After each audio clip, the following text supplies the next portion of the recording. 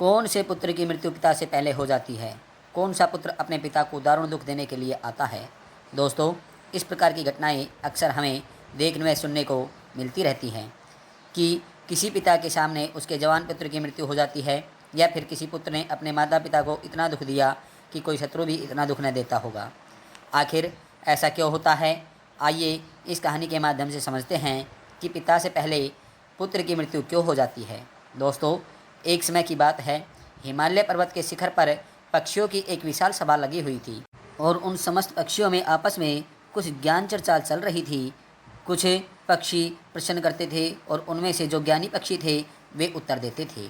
ज्ञान चर्चा के होते होते एक प्रश्न ऐसा आ गया जिसे सुनकर सारे पक्षी सोच में पड़ गए, और वो प्रश्न था कि मृत्युलोक में कुछ पुत्रों की मृत्यु पिता से पहले क्यों हो जाती है और कुछ पुत्र माता पिता को दारुण दुख क्यों देते हैं। दर्शक बंधुओं, कुछ पिता के सामने उनके जवान पुत्र की मृत्यु हो जाए तो उस पिता को कितना दुख होता होगा। होना तो ये चाहिए कि यदि पिता की मृत्यु हो जाए और पुत्र ही पिता का दाह संस्कार करे, लेकिन कई बार कुछ अभागे पिता को अपने हाथ से अपने पुत्र का अंतिम संस्कार करना पड़ता है। ऐसी स्थिति में एक जीवित पिता मृत्यु के समान कष्ट भोगता है। कई बार कई पुत्र अपने पिता के साथ शत्रु जैसा व्यवहार करते हैं, उन्हें मारते पीटते हैं, उनकी देखरेख भी नहीं करते, उन्हें अकेला छोड़ देते हैं। उस समय भी एक पिता मृत्यु के समान कष्ट भोगता है। मित्रों, समस्त पक्षियों में यह चर्चा चल रही थी कि किसी को कुछ समझ में नहीं आ रहा था। विषय बहुत ही गंभीर था। उसी समय पक्षीराज गरुड़ का उस सभा में आना होता है। पक्षीराज गरुड़ एक बूढ़े गिद्ध का रूप धारण करके उनके पास आते हैं और एक जगह पर बैठ जाते हैं। सभी पक्षियों ने खड़े होकर उनका अभिवादन किया। तभी गरुड़राज बोले, हे पक्षियों, आपके बीच में किस विषय पर चर्चा हो रही है? किस बात को लेकर आप इतनी उलझन में हैं? तब उनमें से एक पक्षी खड़े होकर कहता है कि गिद्ध महाराज, हम यह सब जानना चाहते हैं और हमारे बीच में जो यह संवाद है वो यह है कि पिता से पहले पुत्र की मृत्यु क्यों हो जाती है। तो पक्षीराज गरुड़ जी कहने लगे कि हे पक्षियों, सनातन धर्म के अनुसार आपका जो ये जीवन है वो पिछले जन्म पर आधारित होता है, और यह भी ज़रूरी नहीं कि पूरा जीवन पिछले जन्म पर ही आधारित हो। अगर पिछले जन्म का हमारा जो कुछ हिसाब किताब बाकी रह जाता है तो वह इस जन्म में पूरा करना पड़ता है। मित्रों, पहले हमें यह तय करना होगा कि हमारा कर्म ही हमारी गति तय करता है। आपके द्वारा किया गया कर्म ही आपका भविष्य निर्धारित करता है। और कर्म 4 प्रकार के होते हैं। नंबर 1 संचित कर्म, नंबर 2 प्रारब्ध कर्म, नंबर 3 आगामी कर्म, नंबर 4 वर्तमान कर्म। इन चारों कर्मों के अलग अलग फल होते हैं। इनमें से जो संचित कर्म होते हैं वे हमारे अगले जन्म में हमारे साथ होते हैं और उन्हीं कर्मों के आधार पर हम फल भोगते हैं। मृत्यु के बाद ये भौतिक शरीर तो नष्ट हो जाता है, लेकिन जो सूक्ष्म शरीर होता है वह जन्म जन्मांतर तक आत्मा के साथ जुड़ा हुआ होता है। और हमारे जितने भी सगे संबंधी होते हैं वह किसी न किसी कारणवश हमारे साथ आते हैं, कभी किसी जन्म में और कभी किसी और जन्म में। वे सब हमारे कर्म का हिसाब चुकाने के लिए अलग अलग रूपों में आते हैं। मित्रों, बूढ़े गिद्ध की बात सुनकर सभी पक्षी कहने लगे कि हे पक्षीराज, अब भी यह बात हमारी समझ से परे है, थोड़ा और सरल भाषा में समझाइए। तो पक्षीराज कहने लगे, आप ध्यान से सुनिए, मैं तुम्हें एक अद्भुत और रहस्यमय कथा सुनाता हूँ। इस कथा के सुनने से आपको यह जवाब मिल जाएगा कि पुत्र की मृत्यु पिता से पहले क्यों हो जाती है। मित्रों, सभी पक्षी चुपचाप बैठ जाते हैं और पक्षीराज गरुड़ कथा सुनाना आरंभ करते हैं। वे कहने लगे, पक्षियों, एक गांव में एक किसान रहता था। उसके परिवार में उसकी एक पत्नी और एक लड़का था। कुछ सालों के बाद किसान की पत्नी की मृत्यु हो जाती है। जिस समय किसान की पत्नी की मृत्यु हुई थी उस समय लड़के की उम्र 10 साल की थी। तब किसान ने अपनी दूसरी शादी कर ली और उसके बाद किसान की दूसरी पत्नी से भी उसको एक पुत्र होता है। मित्रों, संयोगवश किसान की दूसरी पत्नी की भी मृत्यु हो जाती है। तब किसान अपने दोनों बेटों के साथ अकेला रह जाता है। कुछ समय बाद किसान का जो बड़ा बेटा था वह विवाह करने योग्य हो गया और किसान ने धूमधाम से उसका विवाह कर दिया। लेकिन दुर्भाग्यवश कुछ समय बाद किसान चल बसा और किसान का छोटा बेटा भी जो उसकी दूसरी पत्नी से पैदा हुआ था वह बीमार रहने लग गया। लेकिन किसान के बड़े बेटे ने उसे बहुत दिखाया, उसको जगह जगह वैद्य के पास उपचार के लिए लेके गया, किंतु वह ठीक नहीं हुआ। अब किसान का बड़ा बेटा सोचने लगा कि मैंने इसको इतनी जगह पर दिखाया, फिर भी यह ठीक नहीं हुआ। अब मेरे पास इतना रुपया पैसा भी नहीं है कि इसका और इलाज करा सकूं। फिर उसके दिमाग में एक बात आई कि जो मेरा ये छोटा भाई है, जो मेरा ये सौतेला भाई है, अगर ये मर जाए तो मुझे इसकी ज़मीन भी मिल जाएगी और मेरे पैसे भी खर्च नहीं होंगे।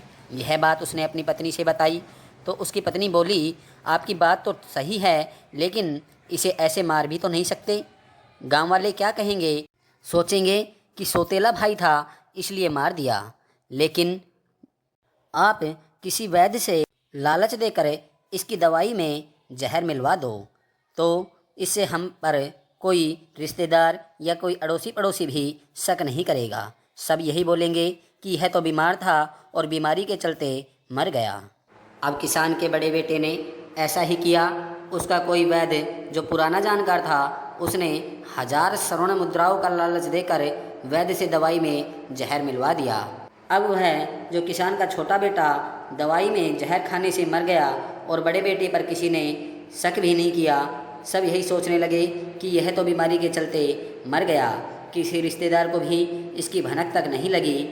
कुछ दिन बाद अपने छोटे भाई की मृत्यु पर वह दोनों पति पत्नी बहुत खुशी मनाने लगे और उसके हिस्से की सारी ज़मीन जायदाद पर अब हमारा अधिकार हो गया है, यह सोचकर वह खुश रहने लगे। मित्रों, जो धन दूसरे की हिंसा करके कमाया जाता है वह धन कभी आपको सुख नहीं दे सकता, और जो लोग दुख देकर सुख पाने की कामना करने वाले होते हैं वह याद रखें, उनके जीवन में एक दिन ऐसा आएगा और उसका विनाश निश्चित हो जाएगा। इस प्रकार बड़े भाई ने अपने छोटे भाई को मार डाला और उसकी सारी संपत्ति पर अपना अधिकार कर लिया। रिश्तेदार को भी इस बात का संदेह नहीं हुआ। रिश्तेदार तो यह सोच रहे थे कि यह कितना अच्छा भाई है, अपने सौतेले भाई का कितना उपचार कराया, कितनी देखभाल की, कितनी सेवा की, पर बेचारा उसे नहीं बचा सका। धीरे धीरे समय बीतता गया और उस किसान के बड़े बेटे की पत्नी ने एक लड़के को जन्म दिया। पुत्र के जन्म पर दोनों पति पत्नी बहुत प्रसन्न हुए और पूरे नगर में मिठाई बंटवाई। अब उसका जन्मदिन हर साल मनाने लगा और जन्मदिन पर खूब मिठाइयाँ बांटता, खूब धन खर्च करता। फिर बेटा धीरे धीरे बड़ा हो गया और उसका विवाह एक अच्छे घर में कर दिया गया। विवाह में भी खूब धन और पैसा खर्च किया। अब विवाह के बाद उसका बेटा अचानक से बीमार हो गया और उसके इलाज के लिए बड़े बड़े वैद्यों और हकीमों को बुलाया गया। जिसने जितना पैसा मांगा उसको उतना पैसा दिया गया। सब कुछ दिया गया ताकि लड़का ठीक हो जाए। अपने लड़के के इलाज में अपनी आधी संपत्ति तक बेच डाली ताकि लड़का बीमारी से सही हो जाए। लेकिन कहते हैं दोस्तों, जिस पर जिसका जितना कर्जा है वह अवश्य चुकाना पड़ता है, चाहे कोई कैसे भी चुकाए। मित्रों, उस लड़के की बीमारी दिन ब दिन बढ़ती जा रही थी।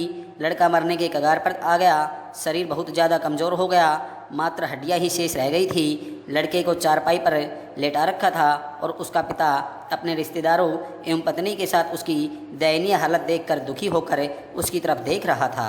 अपने रिश्तेदारों से कह रहा था, यह क्या हुआ? भगवान ने मुझे किस बात की सज़ा दी है? यह मेरा इकलौता पुत्र है। मित्रों, तभी वह लड़का कहता है, भाई अपना हिसाब बराबर हुआ, बस लकड़ी और कफन का हिसाब बाकी है, उसकी तैयारी कर लो। ये सुनकर उसके पिता ने सोचा, लगता है बीमारी के कारण इसका दिमाग भी खराब हो गया है, जो पिता को भाई बोल रहा है। वह यह बात अपने रिश्तेदारों से कहता है कि मैं इसका पिता हूँ और यह मुझे भाई बोल रहा है। तभी लड़का कहता है, नहीं भाई, तुम मेरे पिता इस जन्म में हो, लेकिन मैं तुम्हारा पिछले जन्म का भाई हूँ। ध्यान कीजिए, यह सभी रिश्तेदार बैठे हुए हैं। मैं तुम्हारा पिछले जन्म का छोटा भाई हूँ, तुम्हारी सौतेली माँ का बेटा हूँ, जिसे आपने संपत्ति के लिए जहर देकर मरवाया था। अब वह संपत्ति मैं बिकवा चुका हूँ और वह धीरे धीरे मैं अपने इलाज में लगवा चुका हूँ। श्रोताओं, ये सुनकर उसका पिता फूट फूट कर रोने लगा और कहने लगा कि मेरा तो कुल का नाश हो गया। हाय, मैंने यह क्या किया? वह मेरे आगे आ गया जो मैंने किया, पर भाई मुझे यह तो बता दो, मैंने जो किया था वह तो मेरे आगे आ गया, पर मेरे एक बात समझ में नहीं आती, यह जो तेरी पत्नी है उसमें इसका क्या दोष है? तेरे मरने पर इसे भी जिंदा जलाया जाएगा। गीध बोला, हे पक्षियों, उस समय सती प्रथा का चलन था। स्त्रियों को उसके पति की मृत्यु पर पति के साथ जिंदा जलाया जाता था। तब वह बोला, आपने जिस वैद्य से मुझे जहर दिलवाया था, ठीक 3 साल बाद उसकी मृत्यु हो गई थी और उसका जन्म स्त्री के रूप में हुआ जो अब मेरी पत्नी है। अब इसको भी जिंदा इसलिए जलाया जाएगा क्योंकि इसने मुझे धोखे से जहर दिया था। इसको भी इसके कर्म का फल भोगना पड़ेगा। हमारे जीवन में होने वाली सभी घटनाएं हमारे कर्मों के अनुसार है। हम जैसा बोते हैं वैसा ही हमें काटने को मिलता है। आज नहीं तो कल हमें हमारे कर्मों का फल ज़रूर मिलेगा। जो धोखा करता है उसका फल अवश्य मिलता है। गीत बोला, पक्षियों, ऐसा कहकर वह किसान का बेटा मृत्यु को प्राप्त हो गया। अब उस किसान पर दूसरा कोई पुत्र नहीं था और उसकी संपत्ति का नाश हो गया। उसकी मृत्यु के बाद उसकी जो पत्नी थी उसे भी जिंदा जला दिया गया। उस वैद्य को भी उसका दंड मिल गया। गीतराज कहते हैं, शास्त्रों के अनुसार हमारे जितने भी सगे संबंधी हैं वे सभी किसी न किसी कारण ही से हमारे सगे संबंधी बने हैं। कुछ भी अकारण या संयोग से नहीं होता है, संयोग भी किसी कारणवश ही होता है। कार्य और कारण ही इस श्रृंखला को समझना थोड़ा कठिन है। बहुत सी बातें तर्क या तथ्य से परे होती है, वह इसलिए क्योंकि हम उसके पीछे के विज्ञान का कारण को जान नहीं पाते हैं। शास्त्रों में 4 तरह के पुत्र बताए गए हैं, ऋणानुबंध पुत्र, शत्रुपुत्र, उदासीन पुत्र और सेवक पुत्र। आओ जानते हैं कि उक्त 4 तरह के पुत्र कैसे होते हैं। ये 4 तरह का वर्णन पढ़कर आप भी जान सकते हैं कि आपका पुत्र कौन सा है, कैसा है। नंबर 1, ऋणानुबंध पुत्र। ऋणानुबंध का अर्थ होता है जिससे आपका ऋण बंधा या ऋण संबंध है। यदि आपने किसी से अपने पिछले जन्म में किसी भी प्रकार से कोई कर्ज या ऋण लिया है और आप उसे समय पर नहीं चुका पाए हैं तो आपको इस जन्म में वह चुकाना होगा। जिसका आपने कर्ज नहीं चुकाया है वह व्यक्ति आपका पुत्र बनकर आएगा और वह तब तक आपका धन बर्बाद करेगा जब तक उसका ऋण चुकता नहीं हो जाता। नंबर 2, शत्रुपुत्र।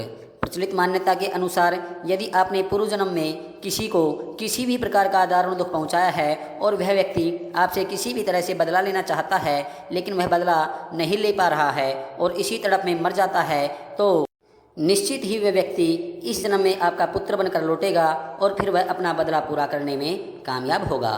नंबर 3, उदासीन पुत्र। जैसा कि शब्द से ही विदित होता है कि यह पुत्र आपके प्रति उदासीन ही रहेगा, अर्थात इसका होना या न होना एक ही समान होगा और हमारी सारी की सारी अपेक्षाएं धरी की धरी रह जाएगी। इस प्रकार की संतान अपने माता पिता को न तो दुख देती है न सुख। यह भी देखा गया है कि इसका विवाह हो जाने पर ये अपने माता पिता से अलग हो जाते हैं। नंबर 4, सेवक पुत्र। यह पुत्र सबसे अच्छा माना जाता है। मान्यता है कि यदि आपने पिछले जन्म में बिना किसी के लालच या स्वार्थ के सच्चे मन से किसी व्यक्ति आदि की सेवा की है तो वह व्यक्ति आपके यहाँ जन्म लेकर आपकी भी सेवा करेगा और अपना कर्ज उतारेगा।